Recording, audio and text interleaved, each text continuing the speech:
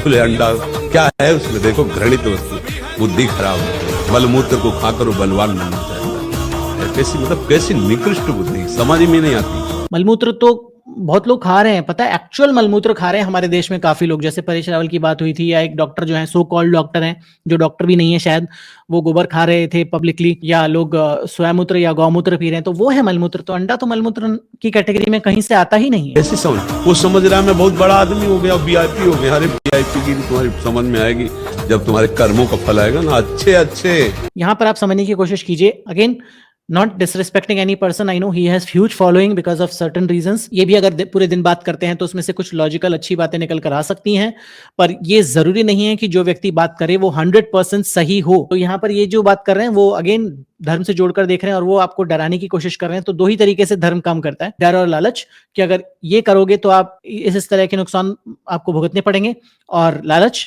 ये करोगे तो आपको ये सब देखने को मिलेगा, स्वर्ग मिलेगा, नेक्स्ट लाइफ अच्छी मिलेगी, दिस एंड दैट। तो ये दो तरह की चीजें ही हैं, डर और लालच, जो आपको दिखाया जाता है। जहां तक अंडे की बात आई, कि जो जितने भी अंडे मार्केट में मिलते हैं उसमें से 95% प्लस जो होंगे वो अनफर्टिलाइज्ड होंगे, यानी कि वो मुर्गा और मुर्गी के मिलन से नहीं बने होंगे। उनमें ऐसा कुछ नहीं होगा कि जो जीव में बदल जाए, चूजे में बदल जाए, तो उसमें लाइफ नहीं होगी। It will be just proteins, fats and very little carbohydrate. तो ये इसीलिए अंडा जो होगा, अगर आप दूध को वेज मान रहे हैं तो आपको अंडे को भी वेज मानना पड़ेगा, अगर सेम वेजाविस कंपैरिजन कर रहे हैं तो। जो हमने लास्ट वीडियो में भी बात की थी, और बहुत सारे लोग तब भी नहीं समझ पाए थे। अगर फर्टिलाइज्ड अंडा है तो उसमें से चूजा निकल सकता है, लाइफ बन सकती है, बट अगर अनफर्टिलाइज्ड है, जो कि उसको मैं बोल सकता हूं मोर देन 99% है, क्योंकि फर्टिलाइजेशन प्रोसेस में एडेड कॉस्ट आती है जो मुर्गी फार्म चलाते हैं, तो इसलिए वो कोशिश करते हैं कि कम से कम कॉस्ट में आपको अंडा प्रोवाइड करें। तो अधिकतर अंडे जो होंगे, 99% अंडे होंगे, वो अनफर्टिलाइज्ड होंगे।